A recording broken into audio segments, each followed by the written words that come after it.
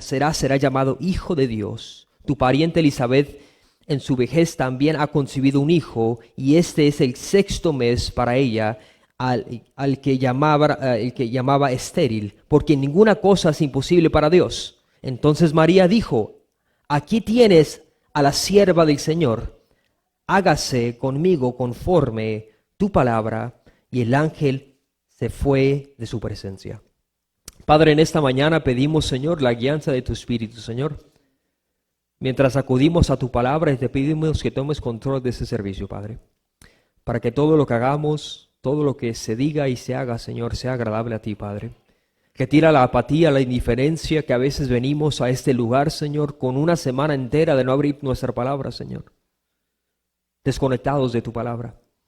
Pero te ruego que en esta mañana podamos venir reverentemente a tu palabra para escuchar lo que tú quieres hablar a tu iglesia por medio de tu santa y preciosa palabra. Yo te ruego, Padre, que las meditaciones de mi corazón y las palabras que salgan de mi boca sean agradables y aceptables delante de tu presencia. Pues es en el nombre de Jesús que pedimos las cosas. Y la iglesia dice, vamos a estar mirando por qué María y José, vidas ordinarias usadas por Dios extraordinariamente. Nuestra sociedad está llena de estatuas, monumentos, placas de personas que han sido reconocidas por dejar un impacto en la historia de la humanidad. Personas cuyas vidas fueron tan impactantes que calles, edificios, estadios fueron inspirados por sus nombres. Solo basta ir a la ciudad de Washington para mirar la estatua enorme en Lincoln Memorial Park y mirar la imagen de Abraham Lincoln, para mirar qué tan importantes son personas que dejan un legado en su país o en la sociedad, solamente por nombrar algunas. Pero en contraste con estas personas que usted conoce, personas reconocibles, hay muchas personas quienes nombres pasaron desapercibidamente, mas sus vidas fueron grandemente de impacto. Personas quienes solo conocemos sus nombres y en algunos casos sus nombres nos son desconocidos, mas sus vidas fueron trascendentales, influenciables en su generación. Esta fue la historia de la vida de José y María. Personas ordinarias cuyas vidas fueron utilizadas poderosamente por Dios. Sus vidas nos enseñan que Dios es capaz de tomar la vida de una persona ordinaria y realizar cosas extraordinarias con ellas. ¿Cuánto dicen amén a eso? Dios es capaz de tomar lo ordinario y hacer de ello algo extraordinario. Y esa es la vida de José y María. En esta mañana vamos a mirar un punto central que espero que esté en la pantalla, la idea central de lo que nos muestra la palabra en este texto. El punto es este, amada iglesia, y quiero que se vaya con eso. Si se va a ir con algo, váyase con eso en esta mañana. Dios nos muestra cómo puede tomar personas ordinarias y realizar cosas extraordinarias. Dígalo conmigo, Dios nos muestra cómo puede tomar personas ordinarias y realizar cosas extraordinarias. Ese es el Dios a quien tú y yo servimos. Y quiero llamar tu atención al texto, porque el texto nos da detalles que son sumamente importantes para entender la historia. Y quiero que contestes esta pregunta: ¿qué hay de José y María que fueron personas tan extraordinarias? ¿Hubo algo especial en ellos? No. Eran personas ordinarias como usted y como yo. Pero cuando algo ordinario es tomado por las manos de Dios, es poderoso y es sumamente eficaz. ¿Qué caracterizó las vidas de José y María y cómo podemos imitar sus vidas? Hay dos extremos. Quiero empezar con el primer personaje que está en la pantalla. La pregunta que les hice hace un momento es: ¿qué caracterizó las vidas de José y María y cómo podemos imitarlos en nuestras vidas? Quiero empezar con María. María es un personaje sumamente importante en la palabra de Dios. Pero hay dos extremos conforme a María. Algunos han cometido el grave error de atribuir a María, la madre de Jesús, adoración. y le han tomado, la han reconocido como una persona divina. Le han adorado, le han hecho imágenes, el cual hoy en día dice un autor que hay por a través de la historia más de 25,000 formas de imágenes de ella. Otros han cometido otro error, el extremo de adorarla, pero otros han cometido el error de subestimarla y de restarle el valor y no darle el respeto y la admiración que esta mujer merece. María era una persona ordinaria, no era una mujer divina. Es lo que hace esta historia mucho más impresionante. Era una mujer ordinaria, una mujer concebida por el pecado, que necesitaba ser salva de la condenación del pecado, igual que usted y yo. Aunque debemos de honrar a María y reconocerla como una mujer escogida y bendecida por Dios, no debemos rendirle adoración, ya que ella no posee una naturaleza divina. Hay dos ideas conforme a María muy erróneas. La primera es que María era inmaculada, fue su concepción fue inmaculada, sin pecado. Eso es erróneo. La otra idea equivocada es que la idea de la virginidad perpetua de María, eso también es erróneo, porque sabemos que la Biblia nos habla que ella tuvo muchos hijos después de nuestro Señor Jesucristo. Lo hermoso fue que Cristo, el Salvador del mundo, no fue concebido por relaciones humanas, sino fue el resultado de la obra del Espíritu Santo. Y eso es lo que hace diferente a nuestro Señor Jesucristo. Pero quiero decirte que María fue importante y fue utilizada por Dios de una gran, extraordinaria manera. Un escritor dijo lo siguiente sobre María, escucha lo que dijo. María fue la única mujer entre las billones que ha existido en la historia de la humanidad a quien le fue dado el privilegio de dar a luz y cuidar al Hijo de Dios. Por esa razón debemos llamarla bendecida. El Salvador tenía algunos rasgos humanos de su madre. La cara de Jesús podía ser vista en la cara de su madre. Piénselo, fue grandemente bendecida, y porque algunos erróneamente la adoran, eso no significa que debemos de menospreciarla. Ella fue muy importante. Pero hay otro personaje en la vida de nuestro Señor Jesucristo que fue extraordinario. ¿Por qué María? Pero ¿por qué José? José es otro de esos personajes con el cual usted jamás ha escuchado de él. Lo único que usted sabía era que era el padre paternal de Cristo en la tierra, el padre terrenal, de Jesús. De hecho, José se le menciona o es conocido como el hombre olvidado de la Navidad. José, el hombre que fue escogido para ser el padre adoptivo de nuestro Señor Jesucristo, el que protegería la infancia del Salvador del mundo. En la palabra de Dios, José se levanta en silencio. Le hablan a él, se habla de él, pero ni una sola sílaba sale de sus labios. Muchos lo ven como si fuera un actor secundario en un extra en el drama de Navidad. Interesante, ¿verdad? El concepto que tenían de José. ¿Sí está funcionando la pantalla o todavía no? Es un personaje sumamente importante en la época de la Navidad. Pero quiero que miren que José es importante, porque José era parte de la genealogía de Jesús, de David. De hecho, según la genealogía de Mateo, José era un rey potencial. ¿Usted sabía eso? Él era un rey potencial. Era un personaje de sangre real. Y sin embargo, muy poco se sabe de él. Aparece en la escena por un momento y luego desaparece. Juzgando por la ofrenda que él presentó con María, de 2 palominos, podemos dar por sentado que era un hombre muy, muy pobre. Sabemos que era carpintero y como tal, probablemente era un hombre sencillo y práctico. De seguro le gustaba sentir la madera y la piedra, la satisfacción de construir algo sólido y útil. Podemos imaginarnos que, como María, se imaginaba una vida ordinaria y ordenada. Simplemente ejercía un oficio, mantendría un buen hombre en la comunidad, un buen nombre, asistiría a la sinagoga, crearía una familia y después moriría. Pero la vida de José fue mucho más extraordinaria que eso. Las películas nos pintan la historia de una persona que nace, crece, vive y muere. Pero en las manos de Dios, amados hermanos, lo aquello que es ordinario, usted y yo, Dios lo puede usar extraordinariamente.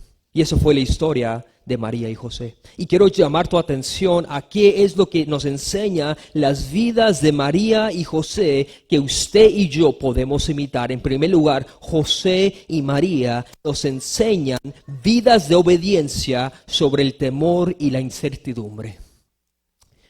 Quiero decirlo una vez más porque no sé si no tomaron café o no desayunaron. Pero acá, hermanos, escuchen, José y María nos enseñan que son vidas de obediencia a Dios sobre el temor y la incertidumbre. Eso es lo que nos enseñan estas personas. Vidas de obediencia a Dios. Dice el texto en el versículo 24, después de que el ángel Gabriel le dijera a esta mujer lo que iba a suceder, ella naturalmente tenía miedo.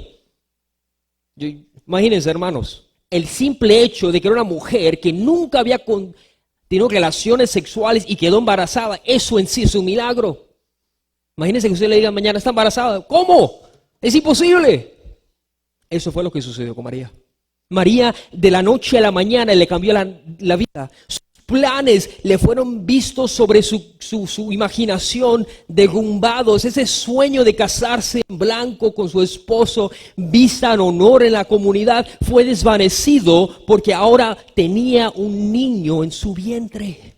Su vida iba a ser destruida, sus padres le iban a deshonrar, la sociedad le iba a tener como una mujer de baja estima. Y esto fue lo que María tuvo temor. Pero ¿sabe lo que tuvo temor María? No le tuvo temor tanto al niño, sino lo que estaba a punto de suceder, porque el niño que llevaba en su vientre no era un niño ordinario. El niño que llevaba en su vientre era el Salvador de la humanidad. Y eso fue lo que movió a José y a María. Y quiero que escuches de primera mano lo que dice la Biblia sobre José en el capítulo 1 de Mateo, del versículo 18 al 25. Por favor, abra sus Biblias conmigo en Mateo, capítulo número 1. No quite el dedo de Lucas 1, que vamos a volver en un momento.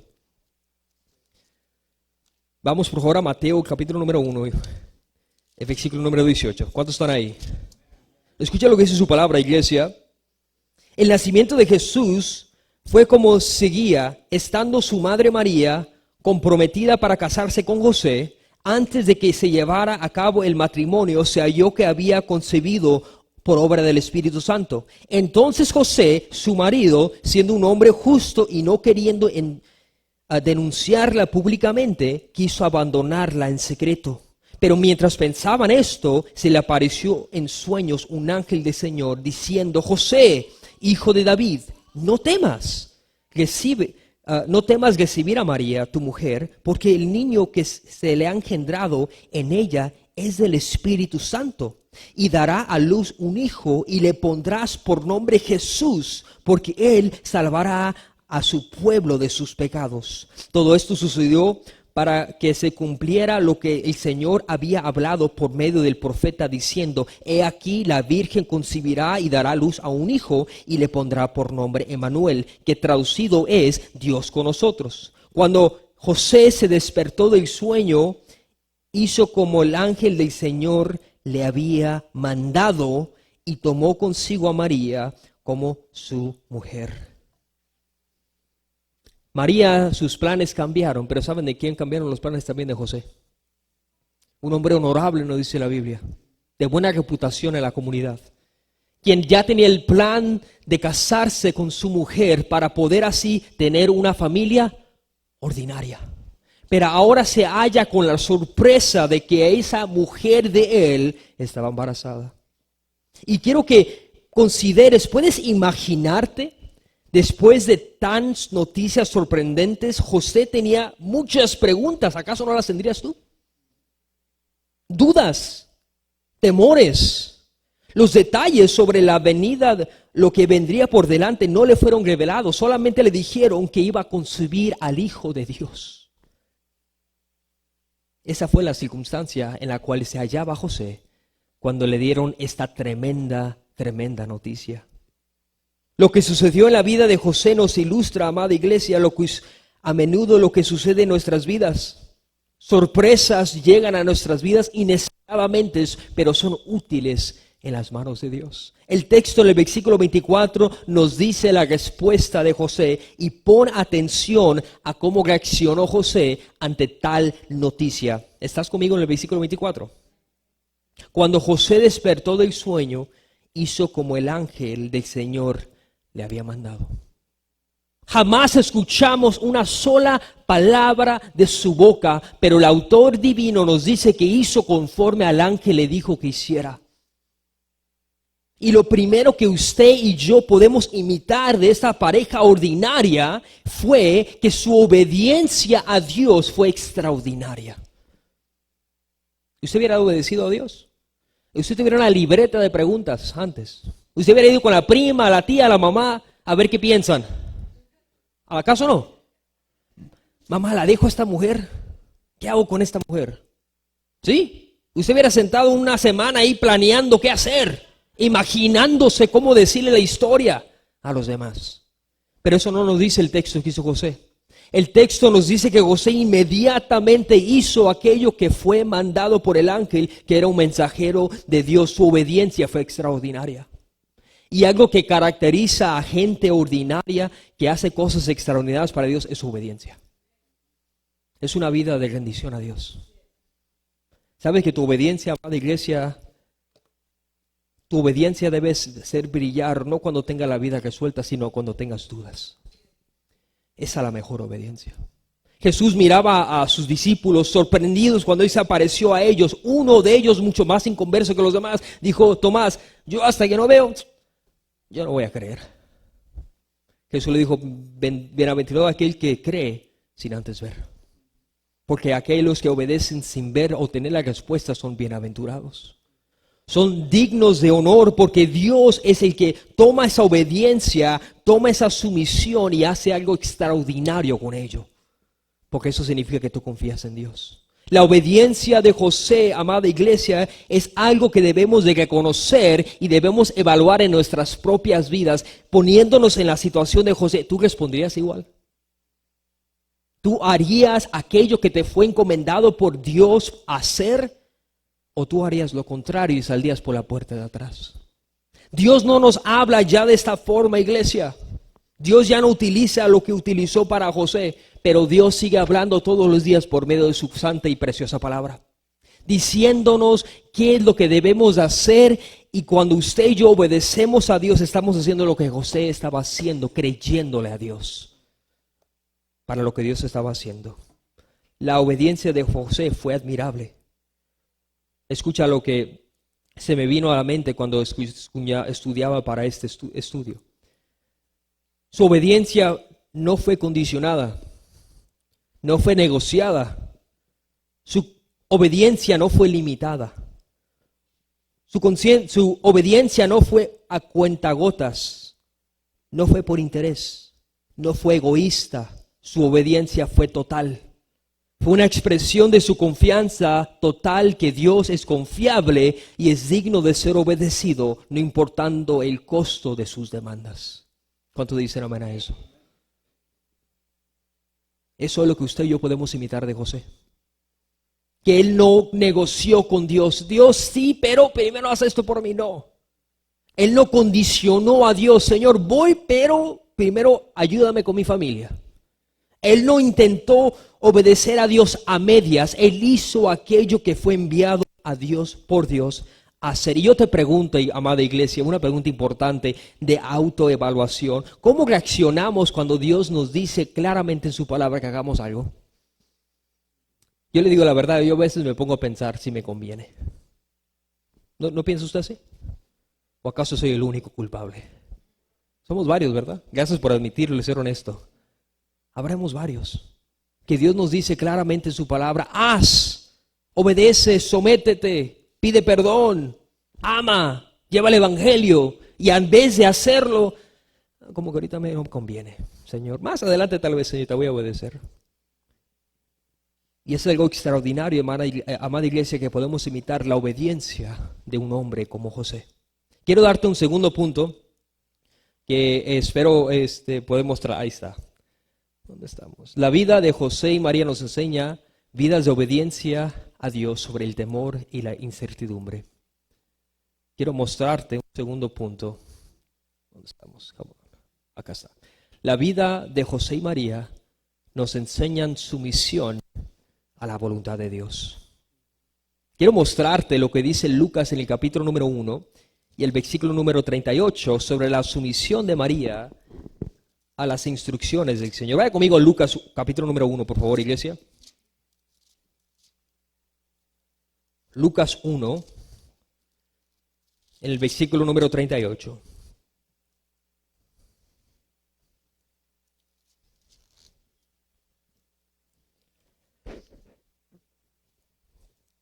Después de que el ángel le diera la sorpresa que iba a engendrar un hijo que venía del Espíritu Santo y quien iba a llamar su nombre Yeshua, exactamente, pero también le dice que iba a ser llamado Emmanuel, que significa Dios con nosotros. Escucha lo que dice el Señor. María, perdón, en el versículo 38. Entonces María dijo, ¿qué dijo María? Aquí tienes a la sierva del Señor. Hágase conmigo conforme a tu palabra. Y el ángel se fue de su presencia. Cuando miramos la televisión nos pintan cuadros de gente famosa que a veces nuestros niños admiran. Usted creció mirando a, no sé, ¿qué personaje les gustaba en la televisión? El Chapulín Colorado. ¿Quién le gustaba? ¿Qué le gustaba, hermano? ¿El Chapulín? El Chavo, ¿sí? Crecimos mirando personajes. Y había cosas que nos llamaban la atención de ellos. Su humildad, el Chavo, ¿no? Niño, la torta de jamón, ¿no? Se me chispoteó. Varios se nos siguen chispoteando, ¿verdad? Pero son cosas que llaman nuestra atención. Pero si hay algo que es digno de ser imitado, iglesia, es una sumisión a Dios. Eso sí es digno de ser imitado. La Biblia nos dice que María no puso trabas. Y era una mujer que tenía temor. María no puso condiciones igual que José. María dijo aquello que Jesús dijo en Mateo 26, hágase tu voluntad y no la mía. ¿No fue lo mismo que dijo Cristo cuando estaba en el monte de Getsemaní a punto de ser crucificado? Padre, si te es posible pasar la copa que sí sea, pero que se haga tu voluntad y no la mía. Y son las mismas palabras que miramos de parte de su madre. Por eso que no le sorprenda que Cristo dijo lo mismo, porque tiene una madre extraordinaria. Una madre que temía a Dios. Amén. Una madre extraordinaria. Una madre que le enseñó desde el vientre al hijo a confiar en Dios y someterse a Dios, a la voluntad de Dios. Y quiero decirte que la voluntad de Dios no siempre va a ser fácil, iglesia. No va a ser fácil, pero es necesaria. Es necesaria y es eficaz para nuestras vidas. María no tenía preparación para esta asignación de Dios. Dios la sorprendió con el mensaje del plan para la vida de ella.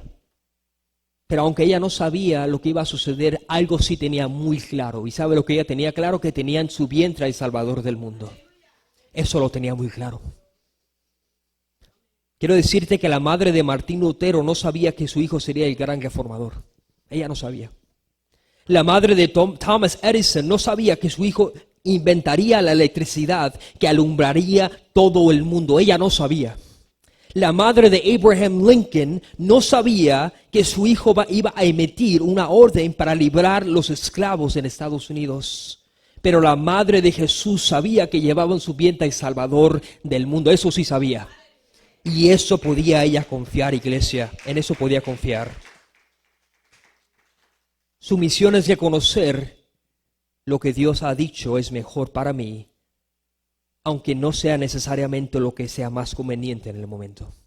Quiero decirlo una vez más. La sumisión a Dios es reconocer que lo que Dios ha dicho es mejor para mí, aunque no sea necesariamente lo mejor o lo más conveniente para mí en el momento.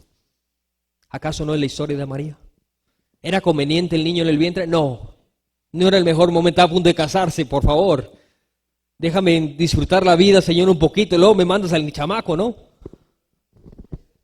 Déjame vivir la vida loca primero, Señor, y luego de rato te obedezco. Dame un par de años, Señor. ¿Acaso no piensa la gente así? Déjame lograr mis metas, trabajar, pagar la casa, viajar. Y ya después, Señor, te obedezco. Esa no fue la actitud de María. María dijo, heme aquí, a tu sierva, dispuesta a someterse al Creador del universo, porque es lo único que puede convenir para nuestras vidas, iglesia. Y quiero decirte que no es fácil, no es conveniente, pero es necesario. Dígalo conmigo, no es conveniente, pero es necesario. Es necesario someternos al Señor, porque solamente sometiéndonos al Señor podremos así hacer la voluntad del Señor. ¿Y cómo hace la voluntad de Dios si no la conoces de acuerdo con Romanos 12? Porque la voluntad de Dios es buena, perfecta y agradable. Pero a menos que no la conozca, jamás podrás caminar en ella. ¿Ves el problema? No conocemos la voluntad de Dios, por eso no la hacemos. Y no la hacemos porque no vamos a las Escrituras. Y si fuéramos hombres y mujeres de las Escrituras, viviéramos conforme a la voluntad de Dios. La vida, amada iglesia, es necesaria someterte a Dios. No someterte a tus pasiones, no a tus deseos, no a tus agendas, decía un escritor, sino a la mejor voluntad, que es la voluntad de Dios. En la carretera, cuando usted venía para acá, esta mañana, y si venía como mí, yo le piso un poquito más de lo ordinario, el Señor me perdone. Vengo bien, ¿no? Un poquito más de los 65, diría. Pero en la carretera hay guardrails. ¿Alguien sabe lo que es? ¿Cómo me puede ayudar alguien a traducir guardrails?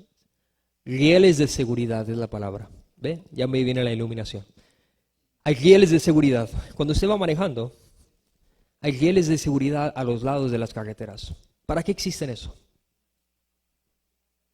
Para que no te vayas por el barranco, ¿verdad? Para que no te vayas por el barranco.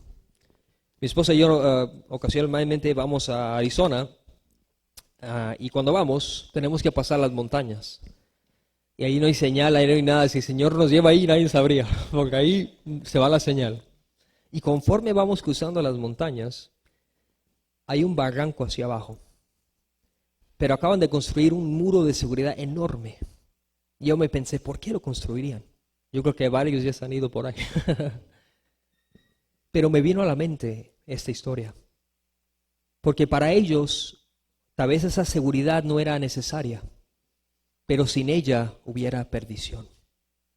¿Tú sabías que Dios ha creado muros de seguridad en tu vida? Muros que se encuentran en la palabra de Dios, que están ahí para advertirte, para cuidarte, para que no caigas en las trampas del enemigo, para que puedas ir en el camino que debes andar, pero el problema es que no nos hemos sometido a esta revelación divina. Es por eso que caminamos, como dice la palabra de Dios, el necio anda en sus propios caminos. ¡Wow! El necio anda en sus propios caminos. Pero el que teme al Señor, anda en el camino del Señor. Y es mi oración y es mi exhortación a ti, iglesia, a que evalúes si realmente tú eres como María y te has sometido a la voluntad de Dios o sigues viviendo como a ti bien te venga en gana. Porque solamente hay dos maneras de vivir, la forma tuya o la forma de Dios. Como decía Frank Sinatra, yo vivo a mi manera. Si ese sigue siendo tu canto, cambia lo mejor, que yo me rindo a Él. Amén. Cambiemos el canto esta mañana, ¿sí? Yo me rindo a Él mejor. Yo me rindo a Él. Creo que es su mejor canto que puede entonar en esta mañana. Dios hace cosas extraordinarias con gente ordinaria. Pero Dios lo hace a propósito. Porque Dios quiere mostrarte, iglesia, a mí, a ti, que tú y yo no somos indispensables. De hecho, tú y yo no somos nada si no fuera por la gracia de Dios. Y Dios toma a personas ordinarias como José y María para humillar y avergonzar al mundo. Porque nos dice Primera de Corintios que Dios tomó de aquello más vil para avergonzar al mundo. Escucha lo que dice Primera de Corintios en el capítulo 1, versículo 20. Quiero leerte estos 10 versículos porque creo que te van a dar una mejor imagen de lo que estaba pasando con José y María. Escucha, ¿dónde está el sabio?, pregunta el apóstol Pablo. ¿Dónde está el escriba? ¿Dónde está el que sabe discernir este siglo? ¿No ha dicho Dios que la sabiduría de este mundo es necedad? Pues ya que en la sabiduría de Dios el mundo no conoció a Dios por medio de su propia sabiduría, agradó a Dios mediante la necesidad de la perdición, salvar a los que creen. ¿A quién le plació? A Dios. A Dios le plació. Porque en verdad los judíos piden señales y los griegos buscan sabiduría. Pero nosotros predicamos a Cristo crucificado, mientras piedra de tropiezo para los judíos y necedad para los gentiles. Sin embargo, para los llamados, tanto judíos como griegos, Cristo es poder de Dios y sabiduría de Dios. Porque la necedad de Dios es más sabia que los hombres, y la debilidad de Dios es más fuerte que los hombres. Pues consideren,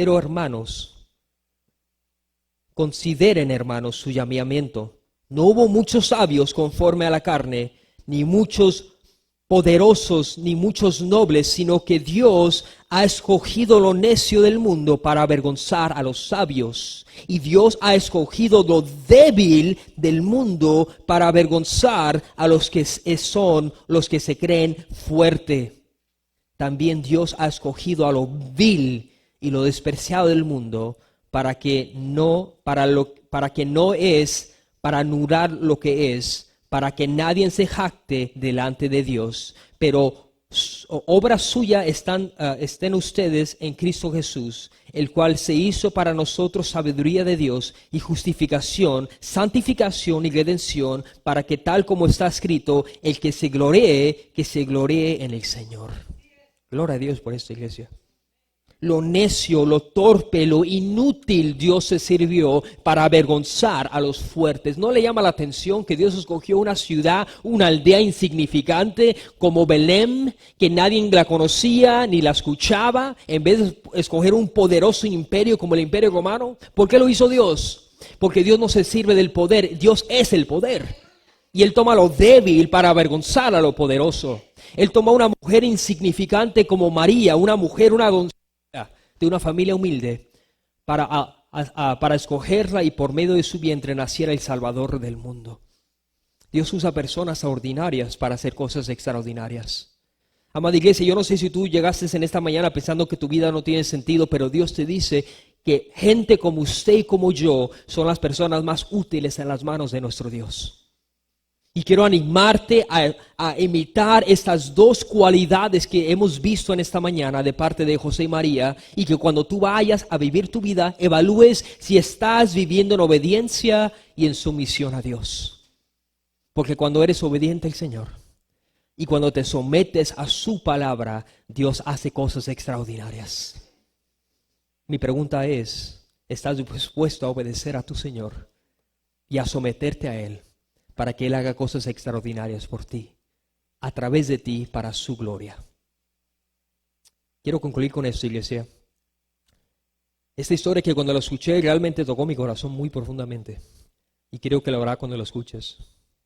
Había un joven que disfrutaba la vida en Inglaterra, estudiando en Inglaterra, y en su tiempo libre montando motocicleta por todas las carreteras.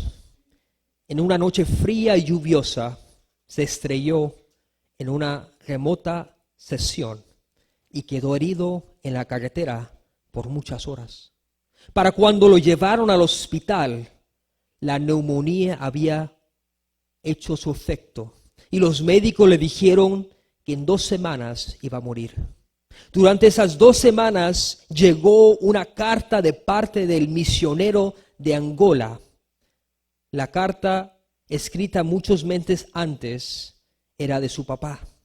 Finalmente llegó la carta del barco, y el joven abrió la carta y leyó las primeras palabras de su padre. Escuche lo que fueron sus palabras. Solo una vida pronto pasará, solo lo que se hace para Cristo durará. Estas palabras penetraron tan profundamente en su corazón que, reuniendo todas sus fuerzas, se levantó de la cama y se arrodilló para orar.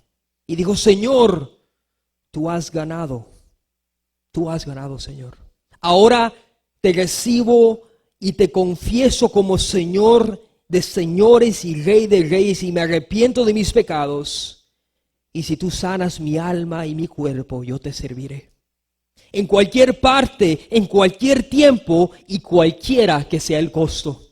El joven se recuperó y llegó a ser un poderoso pastor y evangelista.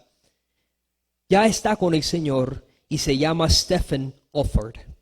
Dios lo llevó a una posición de utilidad significativamente mediante la tragedia de un accidente, pero más que eso, su disposición de decir en cualquier parte, en cualquier tiempo y cualquiera sea el costo, te voy a servir, Señor. Yo pregunto, ¿cuántos están dispuestos a decir esas palabras? ¿Tú te animarías en esta mañana a decirle, Señor, yo me rindo a ti, cualquiera que sea el costo, el tiempo o la parte de mi vida? Dios te está llamando en esta mañana, iglesia, a arrepentirte y a seguir al Señor. Can you help me? Es hora de arrepentirte, iglesia, porque muchos de nosotros, si somos sinceros, no vivimos como José y como María. Somos personas ordinarias viviendo para nosotros. Y Dios te dice que tú eres útil en sus manos. Él puede tomar lo útil del mundo y hacerlo útil en sus manos.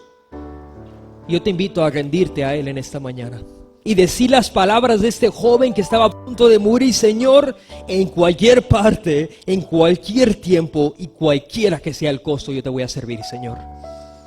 Que esa sea la oración de tu corazón. Imita a José y a María, que esas personas se rindieron en obediencia y se sometieron a su Señor. En Inglaterra cobró valor. Un escritor dijo: no era el violín lo que hacía, lo que le da el valor, sino la persona que la sabe usar. Yo quiero decir que tú tal vez pienses que mi vida es insignificante, no tengo nada que ofrecerle al Señor.